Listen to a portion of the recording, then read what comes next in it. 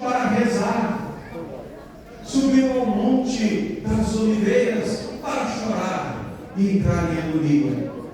Eis que o Divino Mestre, após este percurso tão doloroso na Via Crucis, chega às portas do Gólgota. Imaginemos, usemos a nossa mente e o nosso coração para visualizar essa cena. O Calvário era situado fora dos muros de Jerusalém. Cristo vai arrastando o pesado madeiro. Em volta dele, poucas almas se compadecem. Muitos o insultam, muitos o agridem. Imaginemos o Senhor como Jesus entrando naquele covil, aos empurrões, pontapés e insultos. Assim também nós, queridos irmãos e irmãs, nós também carregamos as nossas cruzes. Nós carregamos sobre os nossos ombros a nossa vocação, ou as nossas vocações. Os pais e mães, vocação belíssima, tão linda e tão bela, mas que exige sacrifício e amor. A vocação da esposa e do esposo, que unidos em um sagrado laço do matrimônio, se consagram ao outro para viver a caridade e o amor eternamente.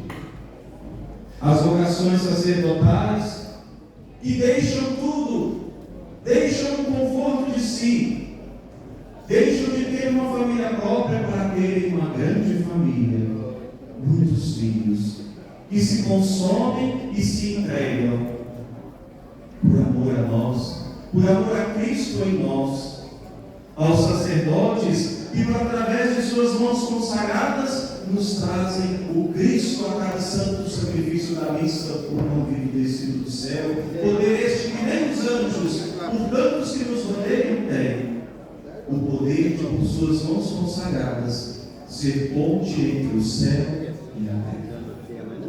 Vamos carregando nossas cruzes. A cruz de ser um católico, um bom católico que honra e ama o seu batismo, não aquele católico não praticante, abominado pelo livro do Apocalipse, pois não diz: os mortos serão vomitados da boca de Deus. O jovem que carrega a cruz da sua juventude católica, lutando contra a tentação, que o quer perverter contra a castidade, são tantas cruzes que levamos com amor, porque não vamos sozinhos. Cristo é bom, Jesus leva. E assim como Cristo foi introduzido no Calvário sob empurrões e insultos, nós também, pela via da nossa vida, muitas vezes somos empurrados, insultados, não por chicotes, lanças e paus, mas pela arma mais terrível que o demônio tem contra nós, a tentação. Quantas vezes durante o dia de hoje já fomos empurrados com as nossas cruzes, desejosos dos espíritos maus de nos prostrar por terra e fazermos cair no pecado. Mas vamos orando ao Senhor, vamos segurando na mão de Maria Santíssima e vamos trilhando a cruz da nossa vida, como nós rezamos tantas vezes na salve, clamando por ela, ó Virgem Marimosa.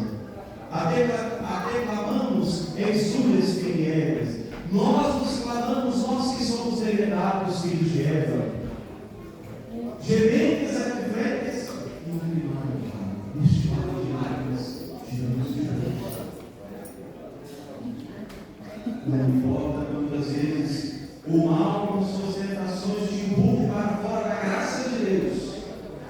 O importante às vezes que nós desviamos, fugimos da tentação, não enfrentamos, como diz São Paulo, fugimos.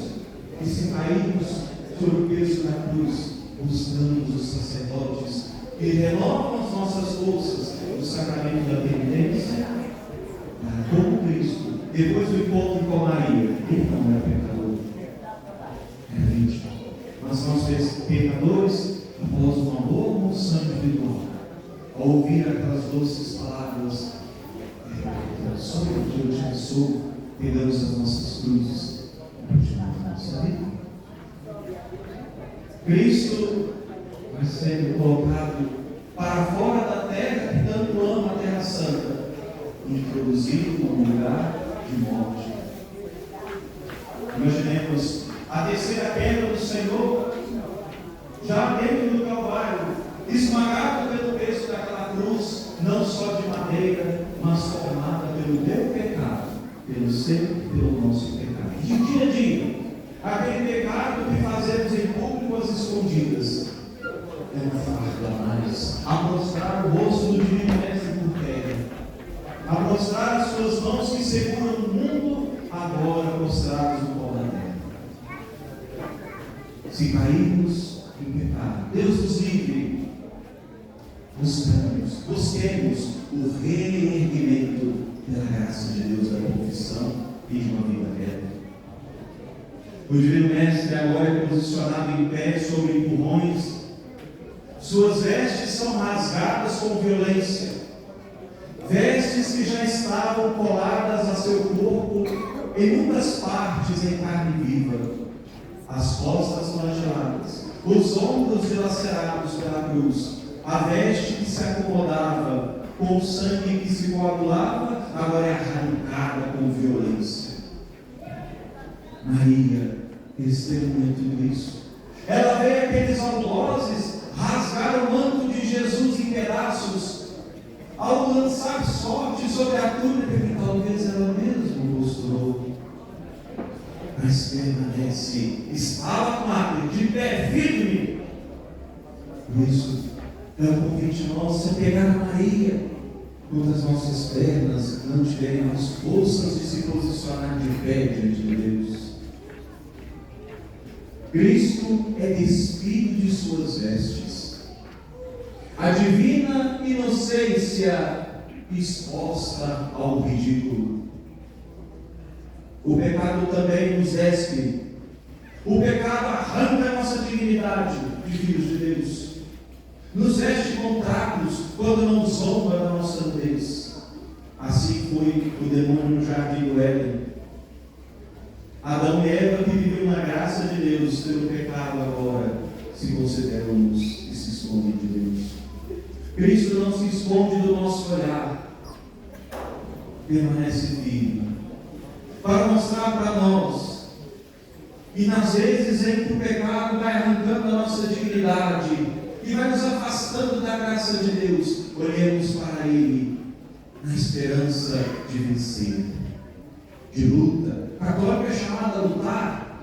Antigamente usávamos aquela expressão, soldados de Cristo. O nosso combate não é contra mortais, mas contra os espíritos do mal que estão por aí nos ares. Contemplemos o Divino Mestre nu,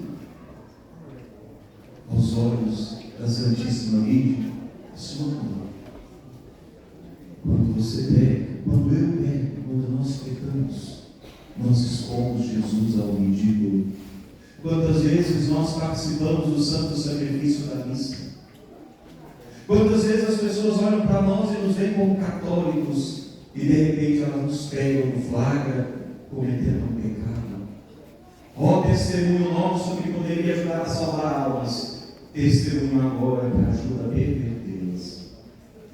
Quantos riem de nós ao dizer você de igreja fazendo isso? Você de igreja com vergonha de falar de Jesus? Moça de igreja que não tem vergonha da modéstia? Por que não buscar o exemplo da Santíssima Virgem? A pureza. E assim nós vamos, com nossos atos falhos, expondo Cristo ao ridículo, um catolicismo fraco, frouxo, venho à missa quando dá. O amor de Cristo é derramado gota a gota, não fica nada para Ele. Damos ao Cristo o resto que lhe sobra. Quando não tiver o que fazer, eu vou à missa. Rezar, se der. A minha agenda já está cheia, não tenho tempo para Deus. Eu dizia a um jovem: você sabia que Deus também tem agenda? E o jovem dizia: é verdade, Deus tem agenda? Sim. E o que está escrito na capa da agenda de Deus? 2024? Falei: não, está escrito o seu nome. A você que dedica todo o tempo, toda a obra, a eternidade inteira por amor, você não consegue consagrar uma hora da sua semana. E dizemos que o amamos. Quem ama quer estar perto. Qual mãe que ama o seu filho presta atenção? Se dizemos que amamos Jesus, que somos devotos de Nossa Senhora, filhos de Maria, por que tão longe vivemos os mandamentos de Deus? Da doutrina católica? Por que demoramos tanto a buscar confessionário? Por que demoramos tanto a viver estes exercícios piedosos de fé? Por que nos mergulhamos daquilo que amamos? Diabo, eu tenho orgulho, eu amo Jesus, não parece. Porque Cristo nos fala, o mal nos fala, vamos ouvindo sempre o mal, vivendo no pecado, e a graça e a voz de Deus vai se perder. Não se perde, a palavra de Deus é viva e eficaz, sempre entra em nós e deixa um fruto. Cabe a nós regar, cuidar, para que esse fruto frutifique. Cristo, agora nu, é deitado sobre o leito da cruz. Nesta hora, não precisa de violência, não precisa de empurrões. É o Divino Mestre que se deita sobre a cruz. O Cordeiro, sacerdote, vítima, se prostra no altar do leito da cruz, o que causa até espanto. Nós ouvimos os sacerdotes proferirem tão lindamente: antes que seus braços abertos traçassem entre o céu e a terra o sinal permanente da nossa salvação. Cristo, colocado sobre o madeiro, estende os seus braços na hora da paixão. Cristo com braços abertos. Os soldados posicionam seus pés e Cristo já começa a rezar o salmo. Já começa a fazer uma súplica ao Pai. Pai, perdoai-os, eles não sabem o que fazem. E eis que ouvimos braços fortes vão erguendo martelos pesados, cravos grossos e cintilantes vão sendo posicionados sobre pés e pulsos do Senhor. Pregos, martelos, pancadas. Estão aqui? Se fizer silêncio, se fizermos silêncio, vamos ouvir esses golpes. Mas hoje não são as mãos dos soldados, são as nossas. Naquela vez que nós abandonamos a nossa fé. Nunca abandonei minha fé. Sim, mas abandonei a vivência da graça. Pregos, martelos, pancadas. Poderíamos gritar: Parai! Parai, eu vos imploro! Não. É preciso que o sacrifício se consuma. Pregos, martelos, pancadas.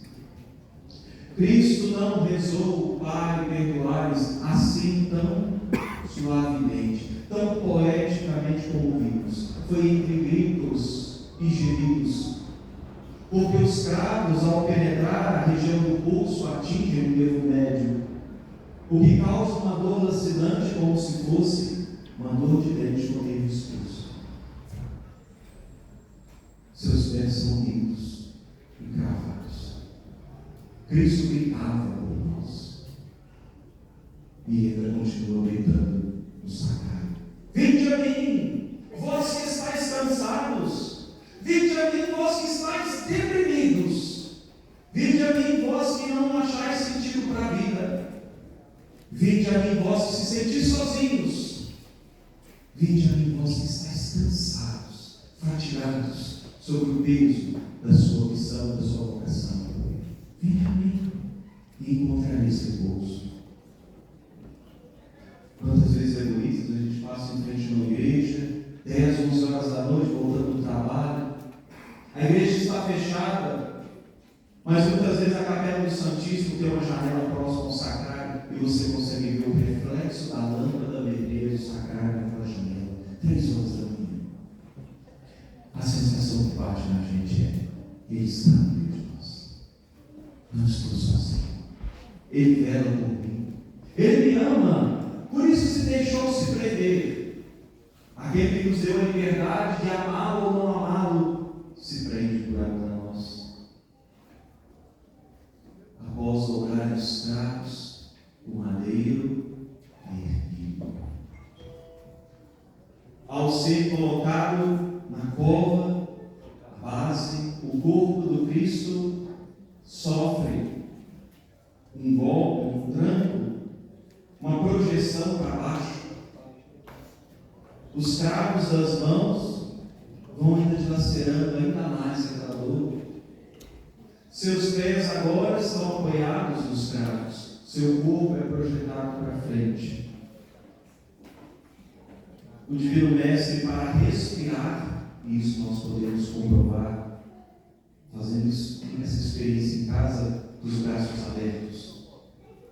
Quando se abre os braços, as costelas comprimem os pulmões não conseguem inspirar e expirar. Os pulmões são fechados pelas costelas. Por isso que a cruz matava por asfixia. Para que Jesus pudesse deixar ainda as suas 7 últimas palavras de amor, é preciso um esforço. Ele precisa apoiar os pés sobre os cravos, erguer o seu corpo para frente, respirar, falar e repousar. Mas não pode repousar as costas na cruz. As costas foram flageladas, estão a carne viva. Cristo não pode inclinar a cabeça para descansar, porque agudos espinhos a contornam e vão penetrando seus ombros já descolados. É preciso falar da paixão do Senhor com esta, podemos dizer assim, nitidez, porque nós vemos muitas vezes a paixão do Senhor como obra poética, romântica, cinematográfica. A paixão do Senhor é uma tragédia, onde o ser humano, a imagem e a criatura de Deus, se atreve a matar o Criador, feito homem. Quando Cristo é erguido na cruz, lembram os discípulos que ali estavam, João e Madalena que acompanhava, daquela passagem que Jesus dizia: quando eu for erguido da terra, atrairei todos a mim. Ouvimos isso no último domingo, no quinto domingo da Quaresma. E ali Cristo atrai os olhares. Insultos continuam sendo proferidos contra ele. Provocações. A multidão usou os títulos do Senhor para provocar. Não és o rei dos judeus? Desce da cruz. Não és o Messias? Salva-te a ti mesmo e a nós. E até hoje é triste ver o nome do Senhor sendo zombado. Quando nós vemos os carnavais pela televisão, por aí fora. Em um dos últimos, alguns anos atrás, uma cena cômica, onde um homem vestido de demônio forte arrastava pelo sambódromo um Jesus magrinho, como se o vencido quisesse vencer o vencedor. E o que entristece é que todos batiam palma e chamavam de arte, e a grande maioria eram católicos. Porque muitos que não seguem a nossa fé, muitas vezes não vão nesses ambientes. Quantas vezes nós ouvimos o nome de Jesus ser zombado por músicas, piadas, até entre nós? Não basta essa cena. O que mais precisa, apóstolo, é Deus. O que mais preciso fazer? Maria Santíssima, os pés da cruz. Cristo começa a sua agonia, vai chegando o clímax da sua condenação, da sua morte, da nossa redenção. Ao meio-dia, o sol negou a sua luz. Ele não quis testemunhar o crime dos homens, da humanidade. Trevas ao meio-dia. O sol negou o seu brilho. De um lado, um ladrão que projeta em Jesus a sua angústia, não se converte. Desce da cruz e o salva. Não és o rei dos judeus? Do outro lado, a quem a tradição dá o nome de Dimas, o ladrão arrependido, diz: não temes a Deus? Não temes? Povo católico, não tememos a Deus? Você está sofrendo a mesma condenação? Ele é inocente. Ele não quis dizer isso, mas nós hoje podemos visualizar isso na teologia. Ele é o sacerdote supremo. Ele é altar. Ele é cordeiro. Ele está simulando. E aquele homem vê ali, nos seus últimos momentos da sua vida, com certeza bateu no arrependimento. E graças a Deus ele teve chance de se arrepender. Graças a Deus ele se encontrou com Cristo na hora crucial da sua vida, no final da sua caminhada, para se confessar, para pedir o perdão. Senhor, lembra-te de mim quando entrares no teu reino. Quantas vezes os sacerdotes nos motivam a confissão e a gente vai deixando? Amanhã eu vou. Não é ser pessimista, e sim racional. Somos seres humanos e podemos partir a qualquer momento. Não podemos deixar para amanhã a conversão que deve começar agora, nem hoje. É agora. Benditos somos nós por estarmos aqui reunidos, por termos ouvido o sermão, por termos acompanhado a procissão, por estarmos aqui. Benditos somos nós, porque o Senhor nos concede, pela sua misericórdia, mais uma oportunidade de conversão. Não percamos essa chance, porque muitos se deitaram ontem à noite fazendo planos para hoje, ainda estão dormindo no véu da sombra da morte. Muitos que planejaram viver a confissão esta semana partiram sem a qual Dimas não perdeu a chance. E aquele que era ladrão teve o seu coração roubado pelo Senhor. O Divino Mestre traz para si aquela alma que se arrepende. O Cristo continua o seu suplício